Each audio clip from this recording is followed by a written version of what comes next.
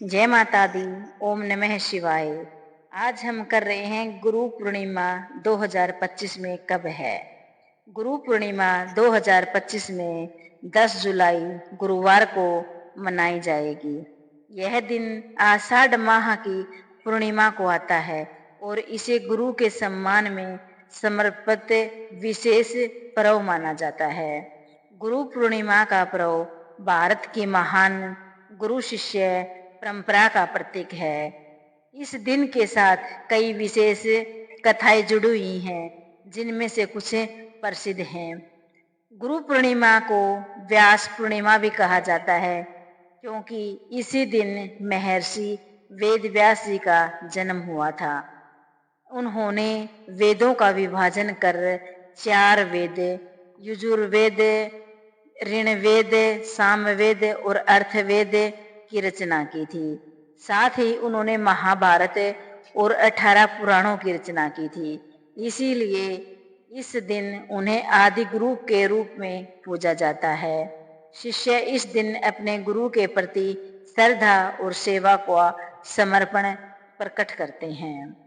योग की परंपरा के अनुसार गुरु पूर्णिमा का दिन है जब भगवान शिव ने सप्तऋषियों को योग का पहला उपदेश दिया था। इसीलिए उन्हें आदि योगी और प्रथम गुरु कहा जाता है।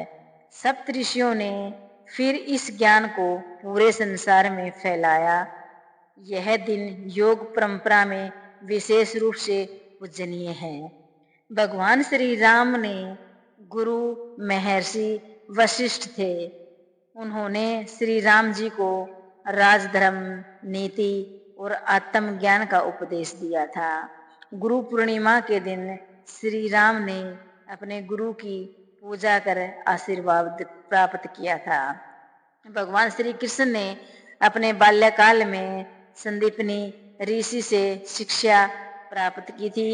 गुरु पूर्णिमा पर श्री कृष्ण ने अपने गुरु की पूजा और दक्षिणा में उनका मृत पुत्र पुनः जीवन में लौटा दिया था। गुरु पूर्णिमा पर क्या करें? प्रातः काल स्नान करके स्वस्थ वस्त्र पहने, अपने गुरु या शिक्षक के चरणों में फूल अर्पित करें, वेद व्यास जी या भगवान शिव की पूजा करें, ध्यान, जप, साधना करें, दान पुण्य करें, ब्राह्मण भोजन कराएं। जिन्हें अंधकार में हाथ पकड़कर प्रकाश दिखाया, जिन्हें केवल किताबें ही नहीं जीवन पढ़ना सिखाया, वो गुरु हैं और आज का दिन उस गुरु को समर्पित है।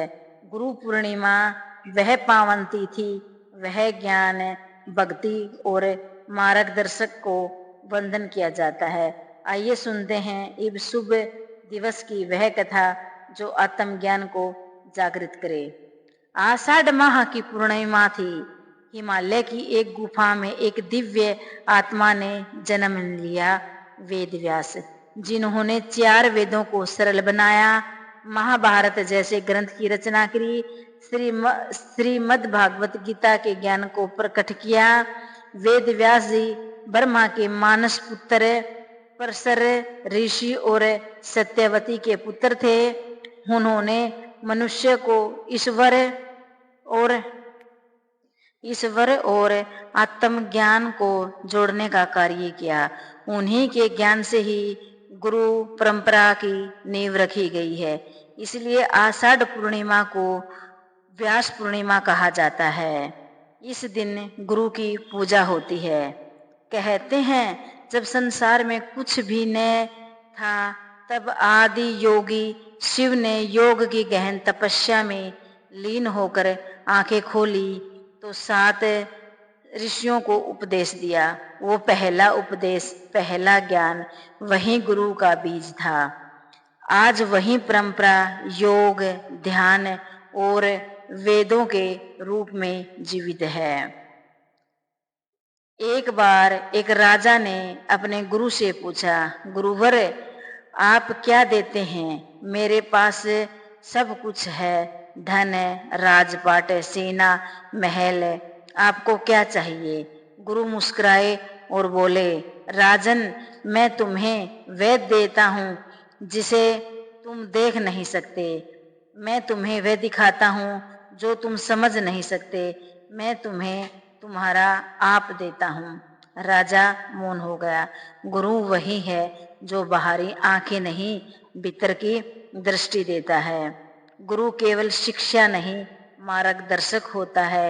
गुरु वो दीपक है जो समय जलता है पर शिष्य का अंधकार हर लेता है। तुलसीदास कहते हैं, गुरु बिन भवै निधि तरई न कोई, जो विरची शंकर सम होई। यानी गुरु ब्रह्मा और शंकर भी बिना गुरु के भवसागर पार नहीं कर सकते। सुबह स्नान कर गुरु को नमन करें, वेद व्यास जी का ध्यान करें, किसी जरूरतमंद को दान करें, अपने माता पिता, शिक्षक या किसी भी जीवन दिशा में देने वाले को धन्यवाद दें। गुरु वह नहीं जो केवल जवाब देता है, गुरु वह है जो प्रश्न करना सिखाता है। इस गुरु पूर्णिमा पर आइए श्रद्धा से मस्तक हों उस आत्मा को जिसे हमें अंधकार से प्रकाश की ओर बढ़ाए। गुरुर ब्रह्मा गुरुर विष्णु गुरुर्देव महेश्वरा, गुरु साक्षात परम ब्रह्मा, गुरु तन्मयो श्री गुरुवरे नमः। धन्यवाद दोस्तों। वीडियो अच्छी लगी हो तो चैनल को लाइक और सब्सक्राइब करें।